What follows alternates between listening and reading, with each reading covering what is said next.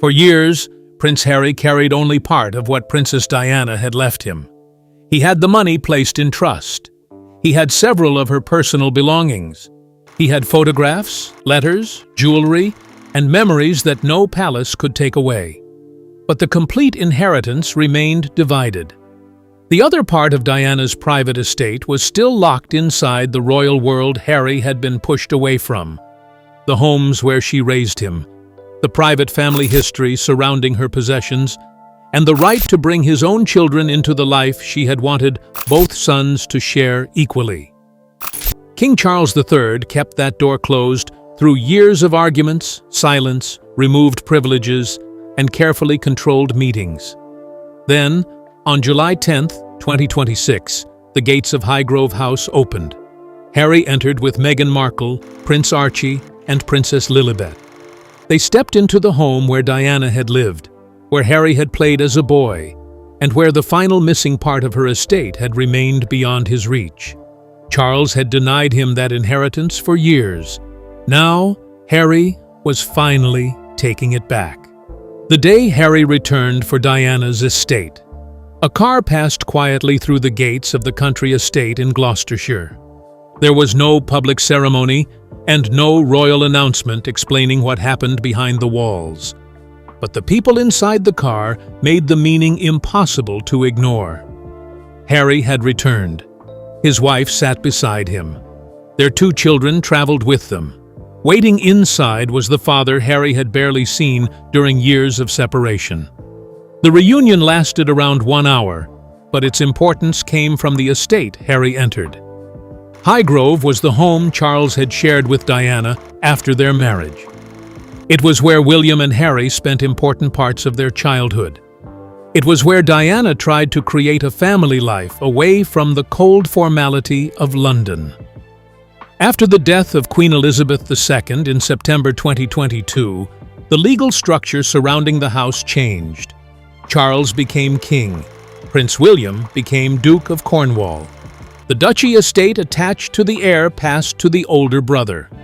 Charles continued living there, but the ancient structure surrounding the property now followed William's position. That meant Harry was entering a home occupied by his father, held through his brother's royal future, and filled with the memory of his mother. For years, he had remained outside that world. He had lost the use of Frogmore Cottage. His police protection dispute became a long and painful fight. His visits to Britain were short, tense, and carefully arranged. Meghan and the children rarely traveled with him. Harry still possessed the financial inheritance Diana left him, but he had been separated from the places, records, possessions, and family access that completed it. Then Charles invited all 4 members of the Sussex family into Highgrove. He did not ask Harry to come alone. He did not keep Meghan outside. He did not deny Archie and Lilibet access to the home connected to their grandmother. The complete family crossed the gates together. Diana's younger son had returned to the center of her private estate with the next generation beside him. Charles was finally releasing what had been kept from Harry for years. Long before the arguments, interviews, and royal separation, Diana had already decided how her private estate would be divided. She signed her will on June 1, 1993, and later made changes through a February 1996 codicil. When she died on August 31, 1997, after the crash in Paris, the document became the final legal expression of what she wanted for her sons. Diana's estate was valued at approximately £21 million before taxes and other costs. Around £12.9 million remained for distribution. The largest share was placed in trust for William and Harry. Diana gave it to them in equal shares. That decision challenged the entire structure surrounding her sons. William had been born to inherit the throne. He would one day receive enormous royal responsibilities, property, income, status, and protection. Harry had been born into the same family, but not the same future. William would inherit because he was the eldest son. Harry would spend his life behind him. Diana refused to allow that difference to control her own estate. Her will did not place William above Harry. It did not award the future king a larger amount. It did not treat Harry as less important because he would never wear the crown. Inside Diana's private inheritance, the two brothers stood side by side. The original trust arrangements were later changed, so the princes would receive full control of their main shares at the age of 30. William reached that point in 2012. Harry followed in 2014. By then, investment growth had increased the value of each portion. Harry's share was widely placed near £10 million. That money became vital years later. When Harry made his 2020 royal departure, his mother's inheritance gave him the independence to build a new life. It helped him protect his family and move beyond the financial control of the institution. But money was only the most visible part of Diana's estate. Her inheritance also included personal jewelry, clothing, letters, artwork, photographs, furniture, family objects, and private memories attached to places where she had lived. Those things could not be separated from Diana's life as easily as money could be moved from one account to another. Harry had received the financial portion, but Charles still controlled access to the royal world surrounding the rest. That was the inheritance still waiting to be completed.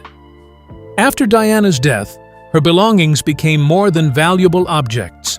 They became the physical pieces of a mother William and Harry had lost while they were still young. Diana's famous sapphire engagement ring later became closely connected to William. He gave the ring to Catherine Middleton, allowing the jewel to remain visible inside the future line of the monarchy. Harry became connected to Diana's gold Cartier watch, an object later worn publicly by Meghan. Diana's wedding dress, her personal jewelry, letters, photographs, artwork, and other belongings remained part of the inheritance shared between her sons. Every object carried financial value, but its deeper value came from the memory inside it. Diana's estate was therefore never simply a collection of expensive items. It was a private family archive. The brothers became responsible for protecting that archive and passing its meaning forward. But their lives moved in different directions. William remained inside royal residences, surrounded by staff, family records, and the institution that preserved much of Diana's public history. Harry moved to California with Meghan and their children. He carried several personal objects with him, but the larger family setting remained in Britain. Archie and Lilibet could see Diana's photographs and jewelry, but they could not enter the gardens and rooms where she had protected their father. That access remained under Charles's control. For years, Harry held Diana's possessions while being denied the full family estate around them. The objects had crossed the Atlantic. The homes had not opened. The Highgrove reunion changed that. When Harry brought Archie and Lilibet into the estate, Diana's personal inheritance was no longer divided between objects in America and memories locked inside Britain. The two parts came together. Her belongings remained with Harry. Her family history opened to his children. And her estate finally began passing through Harry's branch of the family as she had intended. Highgrove was where Diana's family life began. Highgrove entered Charles's life in 1980, 1 year before he married Diana. After their wedding on July 29, 1981, the young princess moved into the country estate and began building a home with the man who would one day become king. William was born in 1982. Harry arrived in 1984. The boys spent weekends and school breaks at Highgrove. Away from the major public ceremonies of London, the estate offered them space to run, play, and experience moments that felt closer to an ordinary childhood. Diana wanted that freedom for them. She took her sons beyond palace walls and tried to give them privacy at Highgrove. A 1988 treehouse was built on the estate. William's name was placed on it, but Harry played there beside him. The brothers climbed, explored, and created memories before royal rank became a wall between them. Later, they used a basement room known as Club H. It became a private space where the boys could listen to music, meet friends, and escape the public attention surrounding their family. Highgrove knew them before Diana's death, before William moved toward the throne, and before Harry moved away from royal life. Inside those early years, Diana treated them as two sons who needed the same love. The legal ownership of the land could move through royal titles, but the childhood built there belonged to both brothers. It was their shared childhood inheritance. After Diana and Charles separated, Highgrove remained connected to Charles. After he became king, it moved under the structure of the duchy, now attached to William. Harry was left outside. The home where he had known Diana as a living mother became part of a royal structure centered on his father and brother. That separation mattered. Harry had not only lost access to a building, he had lost access to one of the most important physical pieces of his mother's estate. Diana's money had reached him. Her jewelry had reached him. Her letters and photographs had reached him. But Highgrove, the place where those memories began, remained closed. When Charles opened it to Harry's family in 2026, he was finally releasing a part of Diana's inheritance that money could never replace. William inherited the royal estate. The difference between William and Harry became even sharper after Charles became king. The Duchy of Cornwall was created in 1337 by King Edward III. Its purpose was to provide income and property for the monarch's eldest surviving son and heir. The duchy was never designed to be divided equally between brothers. It follows the crown. When Elizabeth died, Charles became king, and William inherited the estate attached to his new position. The duchy includes more than 130,000 acres of farms, homes, businesses, coastline, and commercial property. Highgrove sits inside that world. William did not receive it because Diana chose him over Harry. He received it because the ancient succession rules placed the entire structure around the eldest son. Harry could never receive the duchy while William stood ahead of him. That made Diana's private estate even more important. William inherited the royal land. Harry's equal inheritance came from his mother. Diana could not give Harry half of the duchy, but she could ensure he received half of everything she personally owned. That was her protection. She knew William's future would be filled with official property and royal support. She knew Harry's position would be less secure. Her estate gave Harry something the monarchy could not easily control. Even after Harry stepped away from royal duties, the inheritance remained his. Charles could remove financial support connected to royal work.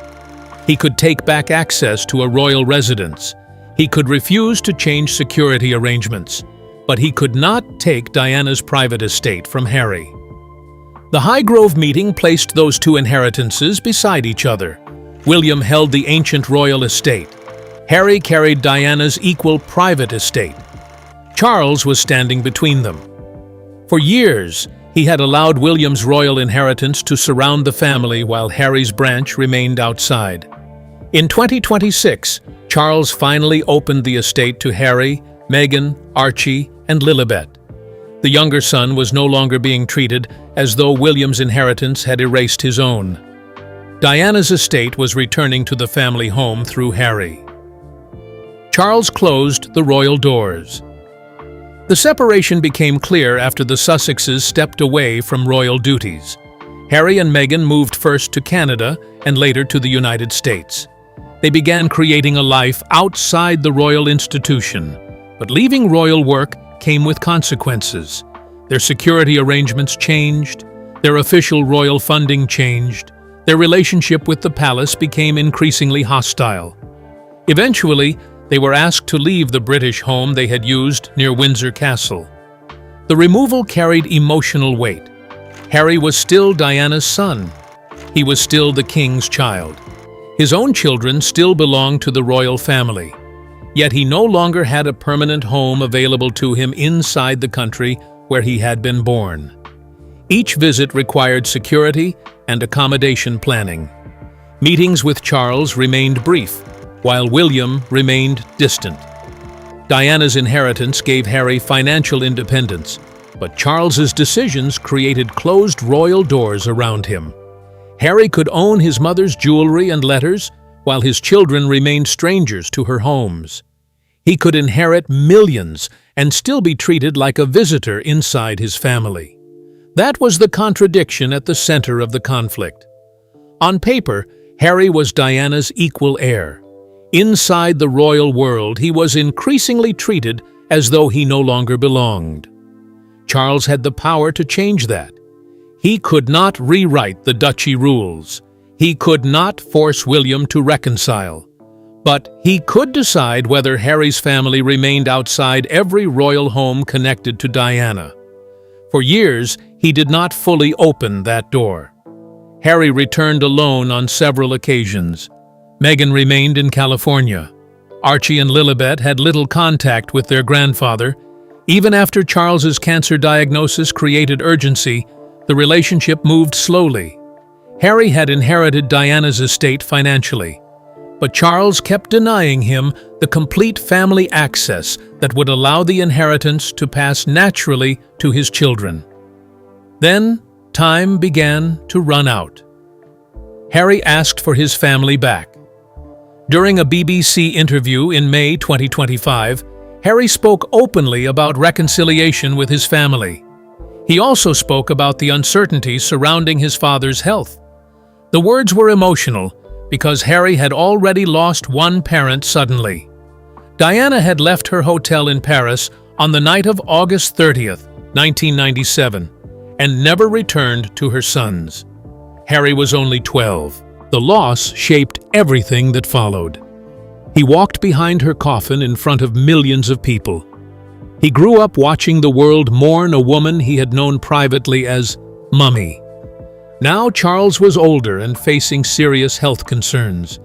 Harry understood that another family relationship could disappear before the arguments were settled. His request for peace was therefore connected directly to Diana's inheritance. Diana had wanted William and Harry to communicate.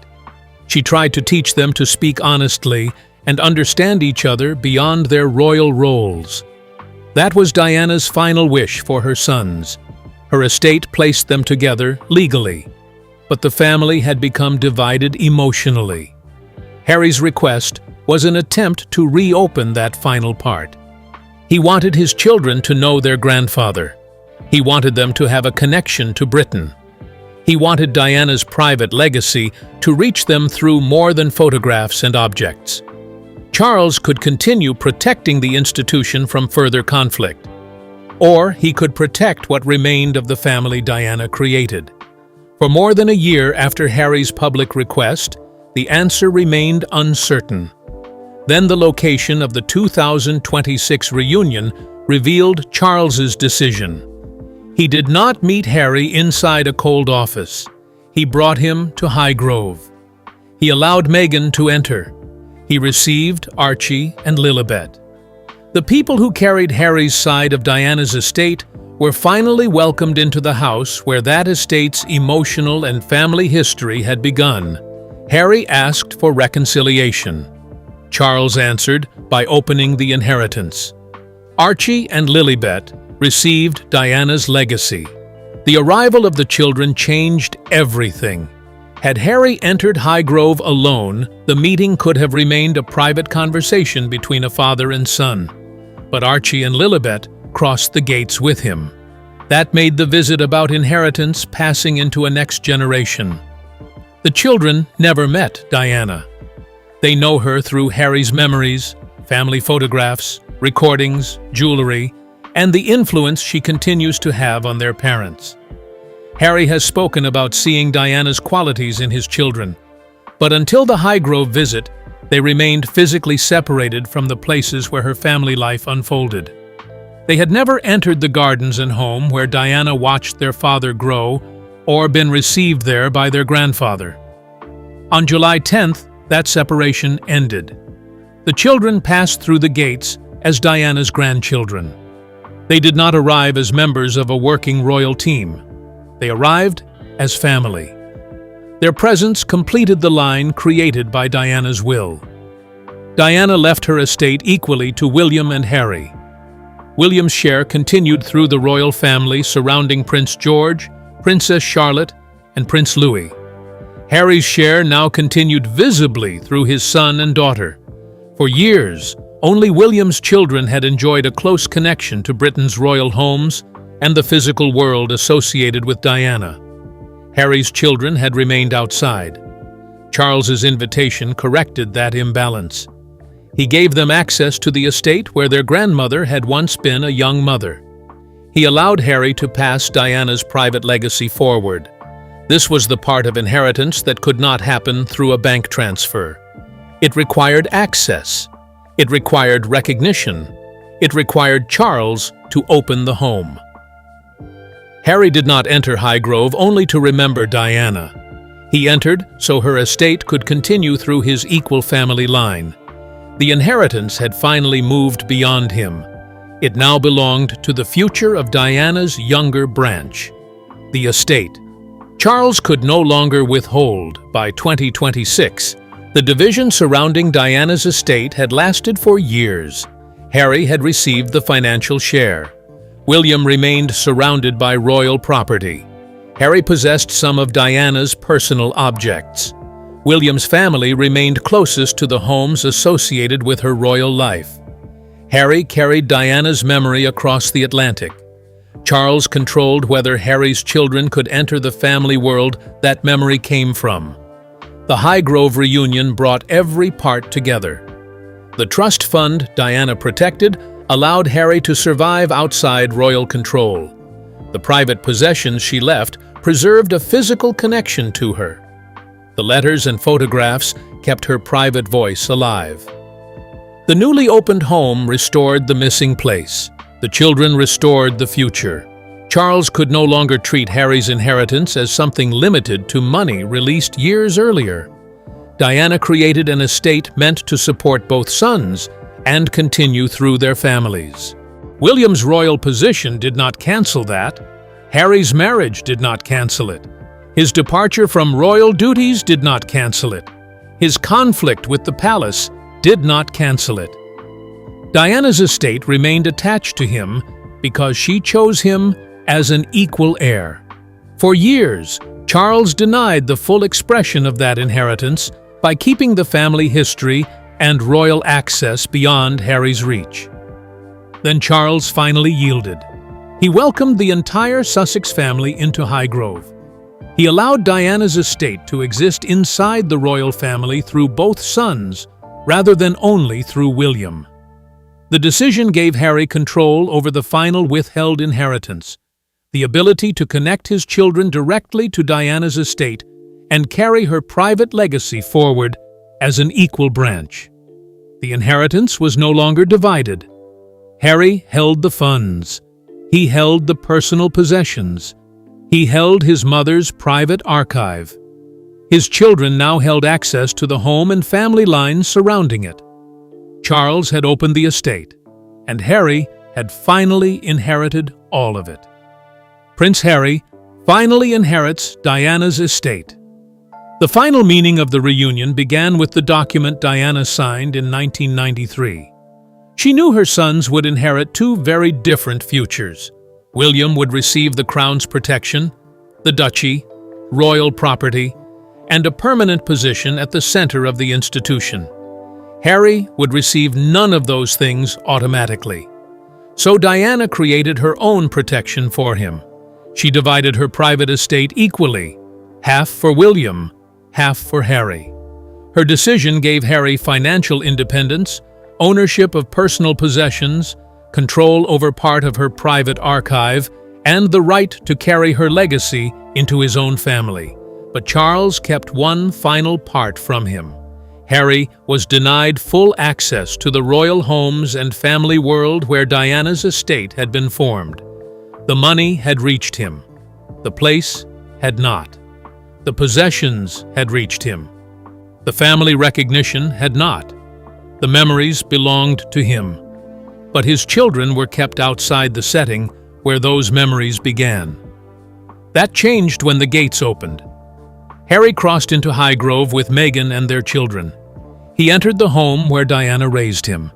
His children entered the estate connected to their grandmother. Charles received them as one family. At that moment, the final withheld part of Diana's inheritance passed into Harry's hands. Her money was already his. Her personal possessions were already his. Her private legacy was already his. Now the family estate around that legacy had been open to him and his children. Harry could finally control the complete Diana estate, not only wealth stored in a trust, but her property, belongings, private records, family history, and the descendants who would carry them forward. Charles had denied that complete inheritance through years of closed homes, removed access, limited meetings, and distance from the children. Now he had surrendered the barrier. Harry did not return asking for a favor. He returned as Diana's equal heir. He brought the next generation of her estate with him. And Charles finally recognized that Diana's inheritance could not remain centered only around William's family. William inherited the royal structure created for the future king. Harry inherited the private estate Diana deliberately created for both sons. Highgrove became the place where those two inheritances met. The estate attached to William's title opened for the family carrying Harry's share of Diana's legacy. This was the final transfer. Diana's estate was no longer trapped between legal ownership and closed royal gates. It now lived in Harry's financial freedom, his mother's possessions, Meghan's connection to Diana's jewelry, the children's place in her bloodline, and their access to the home where she once held Harry as a child. That is what Charles denied for years. Not one piece of jewelry, not one payment, the complete estate. The right for Harry to stand as Diana's equal heir, carry her private inheritance into his own family, and bring her grandchildren back into the physical world she left behind. Charles finally opened that world. Harry finally entered it, and Diana's estate finally passed through her younger son in full. Only one person remained absent, William missing from the reunion. Diana placed both brothers beside each other in her will. Highgrove once held them together as children, but years of anger still kept them apart as men. Harry reclaimed his inheritance. Charles released what he had withheld. The children entered Diana's family estate. The final question now belonged to William. Would he accept that Harry's equal place survived everything? Or would Diana's two heirs continue protecting separate halves of the legacy she always intended them to share? Whatever William chooses, one fact can no longer be hidden behind palace walls. Diana made Harry an equal heir, and Charles could delay it. He could restrict it. He could keep the doors closed, but he could never erase it. And now, the estate belongs not only to Harry's past, but to the future he created through his children. Diana's younger son is outside no longer. He has his inheritance. He has brought it home.